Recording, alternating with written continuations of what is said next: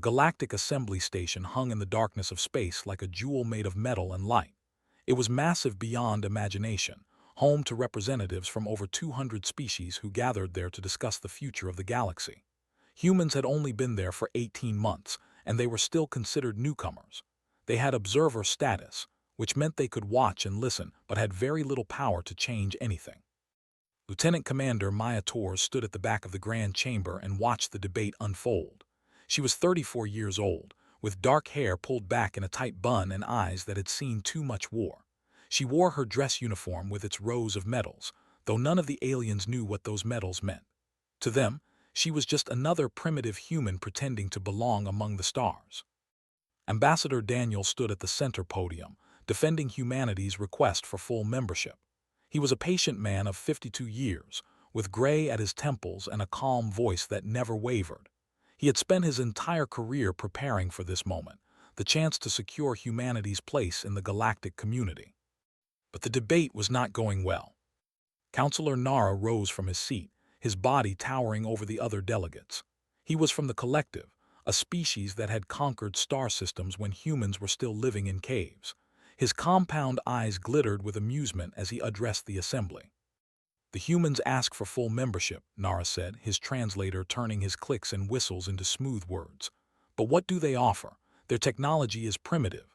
Their weapons are laughable. They have no fleet worthy of mention, no planetary defenses that could stop even a minor threat. They are children playing at being adults." Murmurs of agreement rippled through the chamber. Maya watched the faces of the alien delegates and saw doubt, amusement, and dismissal. Very few showed any sympathy for humanity's position. Ambassador remained calm. "Humanity offers perspective, Counselor. We offer determination. We offer the creativity that allowed us to reach the stars despite our late start." Nara made a sound that his translator rendered as laughter. "Creativity, determination. These are words, Ambassador. The galaxy runs on power and humanity has none. Your ships are slow. Your weapons are weak. A single patrol vessel could destroy your entire fleet." The chamber fell silent as Nara turned to address the full assembly. "I propose a challenge. Let the humans demonstrate their military capabilities. Let them show us these weapons they are so proud of. If they can impress this council, I will personally vote for their membership. But if they fail, as I know they will, then they must accept that they are not ready to stand among us." Maya felt her jaw tighten. She knew what Nara was doing. He expected humanity to bring out their best weapons and watch them be compared unfavorably to alien technology. It was a trap designed to humiliate them publicly. Ambassador hesitated. He looked around the chamber, searching for allies, but found none willing to speak. Refusing the challenge would make humanity look weak. Accepting it seemed like walking into certain defeat. "We accept," said finally. The chamber erupted in whispers and clicks and sounds that Maya could not identify. Several delegates openly laughed. One called out that humans did not even have a warship in the system. Another wondered what the primitive creatures could possibly demonstrate. Turned and found Maya at the back of the chamber. Their eyes met, and she saw the question in his gaze. She walked forward slowly, her boots making soft sounds on the polished floor. The delegates watched her approach with curiosity and contempt. "Lieutenant Commander Torres will conduct the demonstration," announced. Nara leaned forward, his compound eyes studying Maya like she was an insect beneath a magnifying glass. "This female, she carries no weapons that I can see. Does humanity send a single soldier to represent their military might?"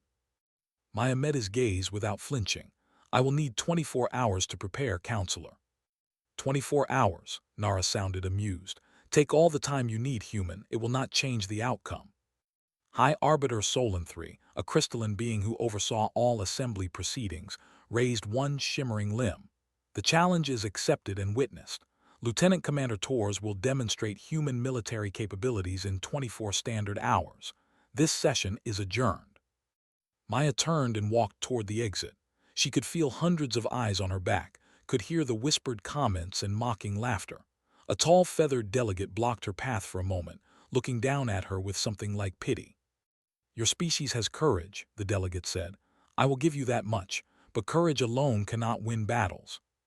Maya looked up at him. "You would be surprised what courage can do." She stepped around him and continued walking. Ambassador caught up with her in the corridor outside. his face tight with worry. "Maya, what are you planning? We have nothing to show them. Our best weapons would look like toys compared to what these species possess." Maya kept walking. "That is exactly what they expect, Ambassador. They want us to play their game, to compare technology against technology, but that is not how humans fight wars." "Then how do we fight?" Maya stopped and turned to face him. Her eyes were calm, but something dangerous lurked behind them. "We fight by changing the rules. We fight by making our enemies question everything they thought they knew. We fight by being so unpredictable that superior firepower becomes meaningless." Stared at her. "Can you actually do that in 24 hours? Maya allowed herself a small smile. "Ambassador, I have been doing that since the moment I stepped onto this station. They just have not noticed yet." She walked away, leaving standing alone in the corridor. Behind her, the sounds of alien laughter still echoed from the assembly chamber. Ahead of her lay the most important demonstration in human history. Somewhere in that station, surrounded by beings who saw humanity as primitive and weak, Maya Torres began to plan.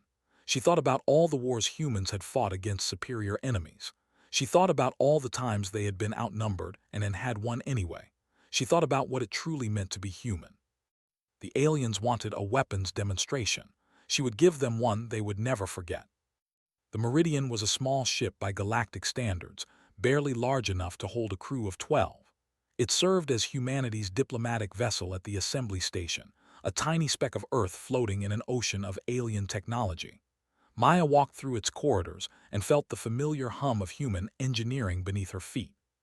Chief Petty Officer was waiting for her in the cargo bay.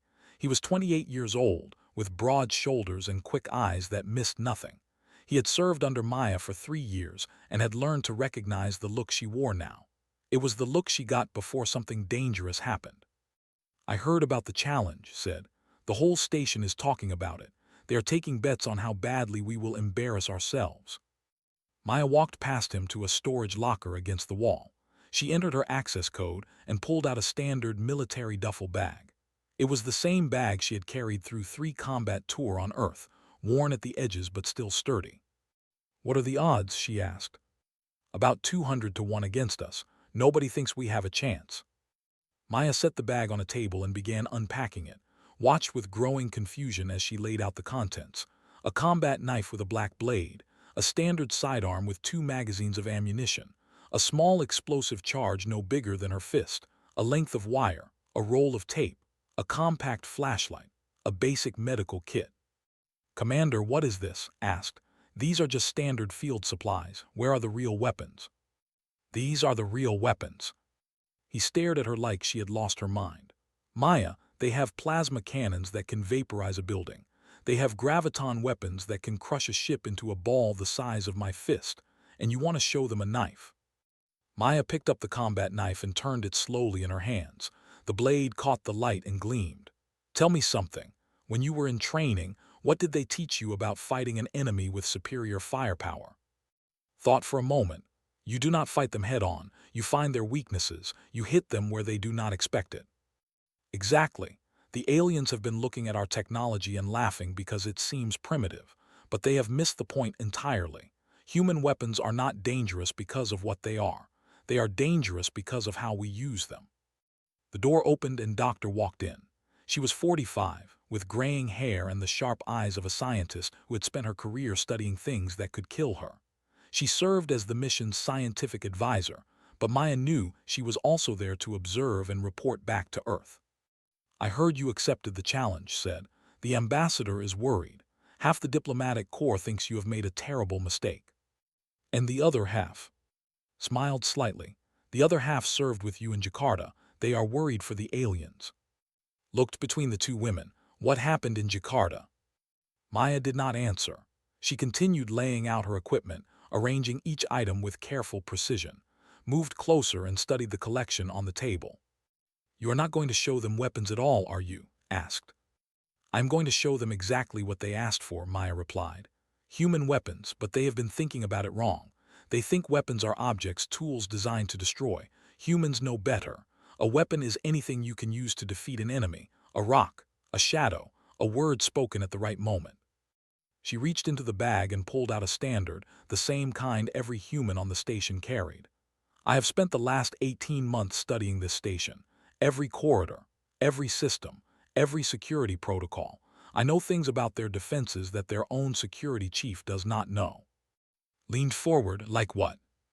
Maya activated the and showed him a schematic of the station. Red dots appeared at various points throughout the structure. 17 critical failure points, places where the life support could be compromised, where the structural integrity could be weakened, where the defensive systems could be blinded. I found all of them using nothing but observation and this. His eyes widened. You have been mapping their vulnerabilities this whole time. It is what humans do. We walk into a room and immediately start thinking about how to survive if things go wrong. We look at a building and see exits, cover positions, choke points. We look at a system and see the places where it could break. Maya set down the aliens build weapons to destroy enemies. Humans build weapons to solve problems. That is the difference they do not understand. She picked up the small explosive charge and held it up. This device has enough power to blow a hole in a standard wall. That is all it does. But in the right hands, placed in the right location, it could cripple this entire station. The weapon is not the explosive. The weapon is the person who knows where to put it. Was quiet for a long moment. So tomorrow, you are going to show them that a single human with basic equipment is more dangerous than all their advanced technology. I'm going to show them why humans have never stopped fighting wars. Not because we enjoy violence, but because we are terrifyingly good at it. Every generation, we find new ways to defeat enemies who should have crushed us. We adapt. We improvise. We refuse to accept that any situation is hopeless. Maya began packing the items back into her bag. Her movements were slow and deliberate, the routine of a soldier who had done this 1,000 times before. The aliens think they know what weapons are, she said. Tomorrow, I am going to teach them that they have been asking the wrong questions. The question is not what weapons humanity possesses. The question is what humanity can turn into a weapon. She zipped the bag closed and lifted it onto her shoulder. It was not heavy. It did not need to be. Get some rest, both of you. Tomorrow is going to be interesting. Maya walked out of the cargo bay and headed to her quarters. Behind her, and exchanged a look. They had both seen Maya in action before. They knew what she was capable of. Somewhere on that station, 200 species slept peacefully, confident that the human demonstration would be nothing more than entertainment. They had no idea what was coming. They had no idea that the most dangerous thing on the station was not a weapon at all. It was a woman with a bag and a plan.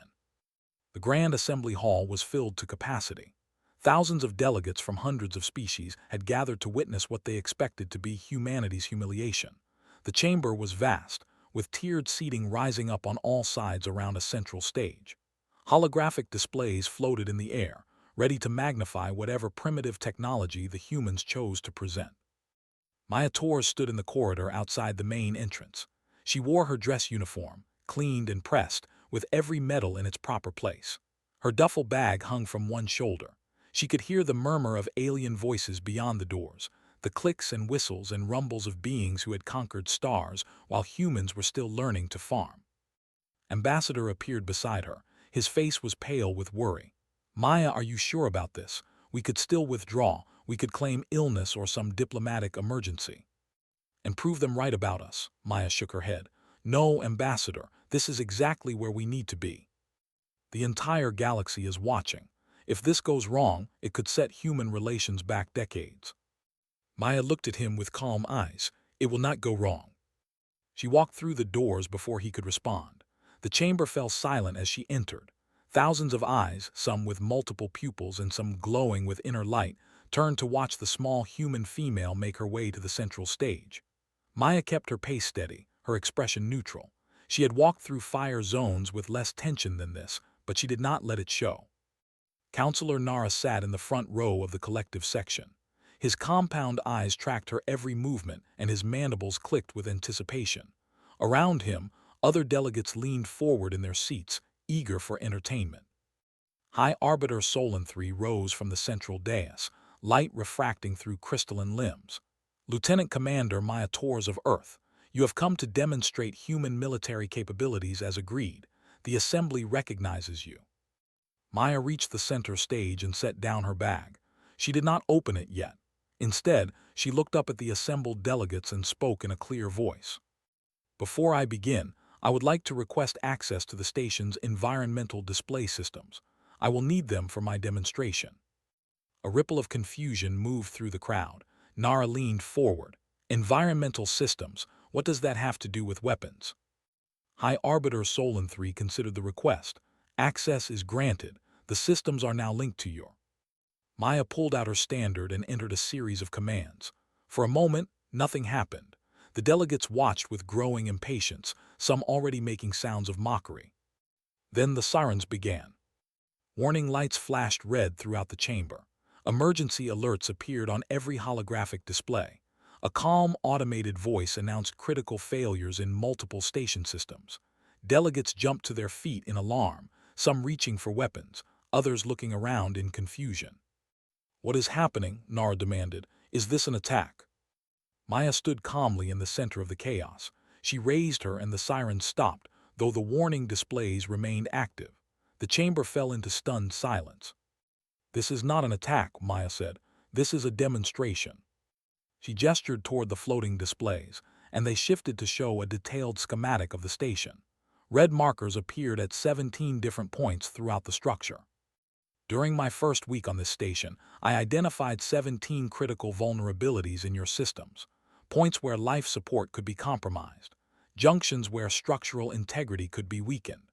Nodes where defensive systems could be blinded or disabled."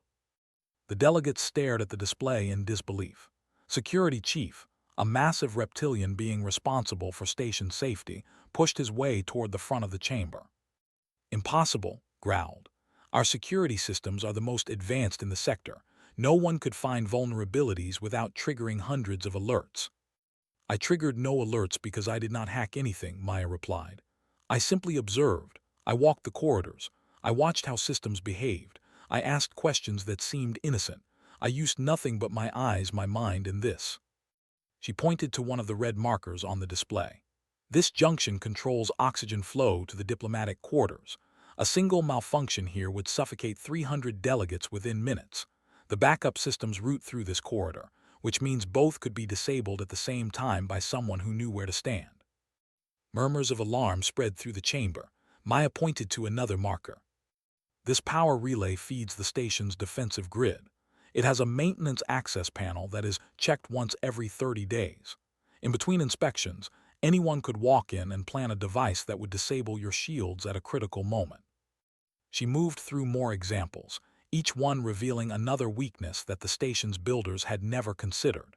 The delegates grew quieter with each revelation, their amusement replaced by something that looked like fear. Nara's compound eyes had stopped glittering. His mandibles were still.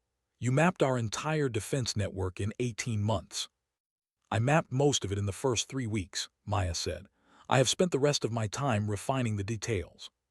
She reached down and unzipped her bag. The delegates nearest to the stage actually flinched backward, expecting some terrible weapon to emerge. Maya pulled out a simple kitchen knife, the kind used to cut vegetables on any human ship. "I have not yet begun my actual demonstration," she said. "Everything I have shown you so far was just context, the vulnerabilities, the access points, the blind spots in your security." She held up the knife so everyone could see it. Light glinted off the ordinary steel blade. "This is a kitchen knife. It was not designed as a weapon, but in the right hands with the right knowledge, it becomes something else entirely. This knife, combined with the information I have gathered, could allow a single human to bring this station to its knees." The chamber was completely silent now. Maya set the knife down on the stage beside her other equipment. "You asked to see human weapons. You expected me to bring guns and bombs and machines of war. But you have been asking the wrong question. The most dangerous weapon humans possess is not something we carry." She tapped her temple with one finger. "It is something we are." The silence in the Grand Assembly Hall was absolute. Thousands of beings who had traveled between stars, who had conquered planets and built empires, sat frozen as a single human female stood before them with a kitchen knife and a... The warning displays still glowed red above them, a constant reminder of how vulnerable they truly were. Maya Torres let the silence stretch for a long moment. She understood the power of patience, the way fear could grow in empty spaces. Then she began to speak again, her voice calm and clear. I want to explain something about human military philosophy. It is different from anything else in this galaxy. She gestured and the holographic displays shifted. Images appeared of human history, battles and wars stretching back thousands of years. Ancient soldiers with swords, medieval armies on horseback, modern warriors with rifles and tanks. For most species, war is about overwhelming force. You build bigger weapons, larger fleets, more powerful systems. You crush your enemies with superior technology. This approach makes sense when you are the most advanced species in your region of space. The images shifted to show humans fighting, not conquering but surviving, small groups against larger forces, civilians turned soldiers, children carrying messages through dangerous territories. Humans did not have that luxury. We evolved on a world where everything wanted to kill us. Predators, weather, disease, other humans. We were never the biggest or the strongest or the fastest. We survived because we learned to think differently. Maya picked up her combat knife and held it up. This knife can cut flesh, that is its obvious use, but a human soldier sees dozens of other possibilities: a tool for digging, a way to pry open locked doors, a mirror for signaling, a weight for throwing, a probe for testing dangerous surfaces, a surgical instrument for treating wounds. She set the knife down and picked up the length of wire. This wire can strangle someone. It can also trip sensors, short-circuit electronics, bind prisoners, create snares, hang equipment, splice connections, pick locks, and serve as an emergency antenna. Counselor Nara shifted in his seat.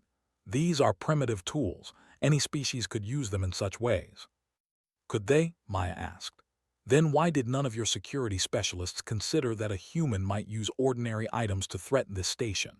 Why did your threat assessments focus entirely on weapons technology? Why did you assume that a human without a plasma cannon was not dangerous? She let the question hang in the air. Nara had no answer. Security Chief pushed forward again, his massive form radiating anger and confusion. How did you bypass my security protocols? Every system on this station is monitored. Every access point is tracked. I did not bypass anything, Maya replied. I walked through your station using public corridors and asked questions that any curious visitor might ask. I attended meetings and paid attention to where the guards were stationed and where they were not. I noticed which maintenance hatches were checked regularly and which were forgotten. Your protocols are excellent at detecting technological intrusion. They are blind to human observation. She activated her again and new information appeared on the displays. Personal schedules, travel patterns, security rotation times, detailed profiles of every council member in the room. In the past 24 hours, I have gathered intelligence on every major political figure in this assembly. I know when Counselor Nara takes his meals. I know the route High Arbiter Solon 3 travels between chambers. I know that Security Chief has a habit of dismissing his personal guards when he enters his private quarters.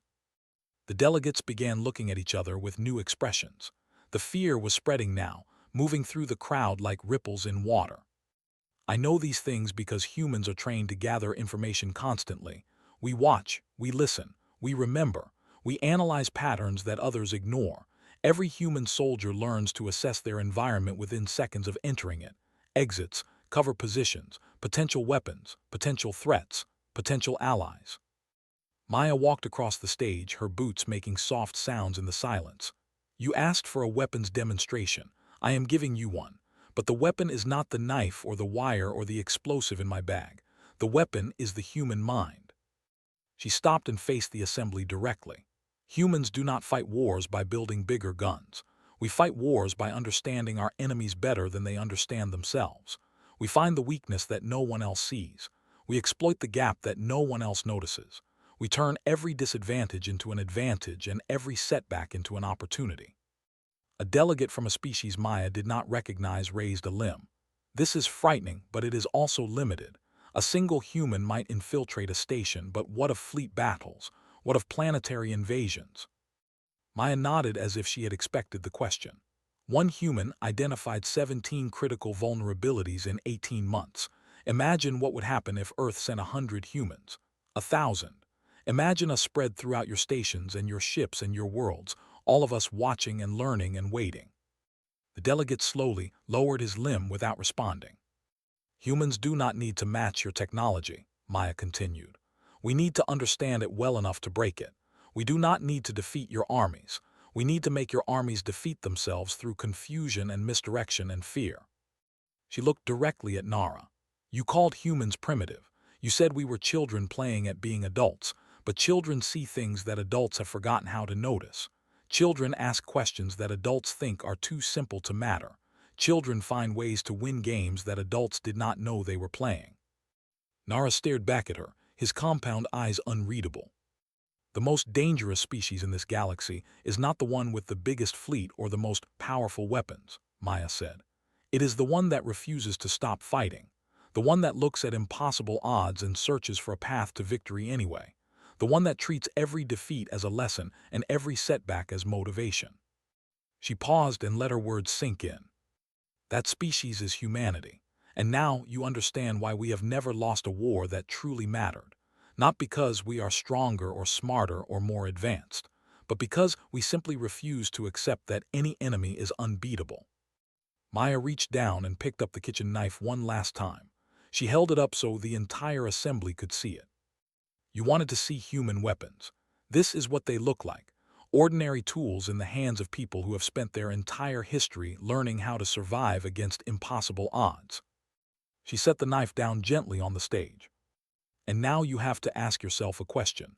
Do you want humans as your enemies, or would you prefer to have us as your friends?" The Grand Assembly Hall erupted into chaos the moment Maya finished speaking. Delegates shouted over each other in dozens of languages, their translators struggling to keep up with the flood of words. Some demanded that humanity be expelled from the station immediately. Others called for sanctions, restrictions, increased surveillance. A few sat in stunned silence, processing what they had just witnessed. High Arbiter Solon III raised crystalline limbs and called for order.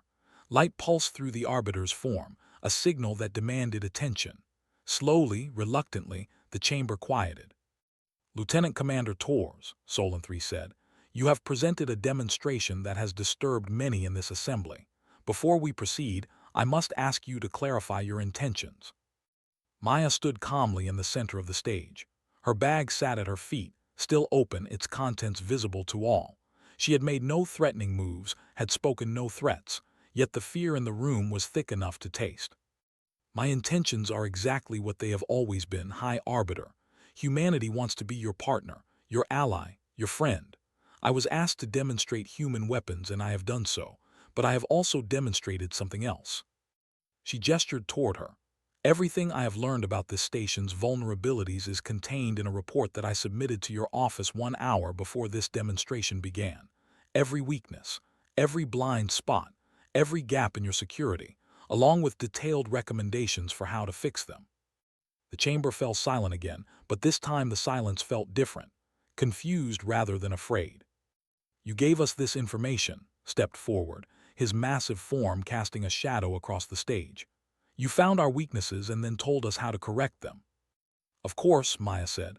"That is what allies do. We help each other become stronger. We share knowledge that benefits everyone. Humanity did not come to this station looking for enemies to exploit. We came looking for friends to protect." Counselor Nara rose slowly from his seat. His compound eyes reflected the light from 100 holographic displays, and his voice was quieter than before. "I do not understand. If you had this knowledge, you could have used it against us.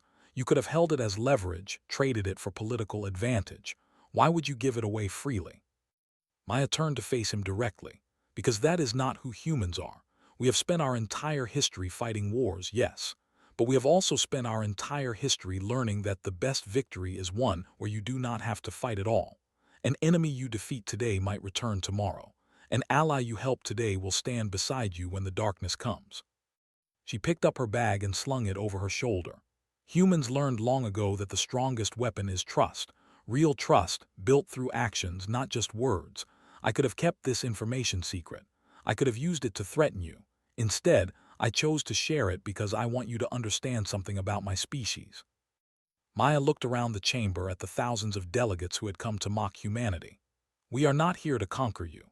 We are not here to manipulate you or exploit you or tear you down. We are here because the galaxy is vast and dangerous and full of unknowns, and we believe that every species is stronger when we work together." Ambassador stepped forward from the edge of the chamber. His face had transformed from worry to something that looked like pride. High Arbiter, on behalf of Earth, I formally request full membership in the Galactic Assembly, not as observers, not as junior partners, as equals ready to contribute our unique capabilities to the common good. Solon 3 considered the request. Light moved through the Arbiter's crystalline form in complex patterns. The challenge was that humanity must impress this council. Counselor Nara, you set the terms. Do you consider them satisfied? Every eye in the chamber turned to Nara. The tall being stood motionless for a long moment. When he finally spoke, his voice carried none of the mockery from before. When I proposed this challenge, I expected to watch humans fail. I expected to prove that they were too primitive, too weak, too young to stand among us.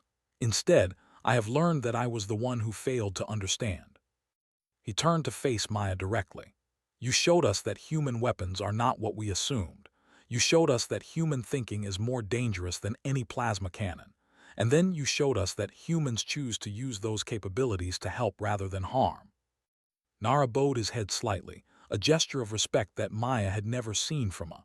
I vote in favor of full membership for humanity. The vote that followed was not unanimous, but it was decisive. Species after species added their support, swayed by what they had witnessed. Some voted out of respect.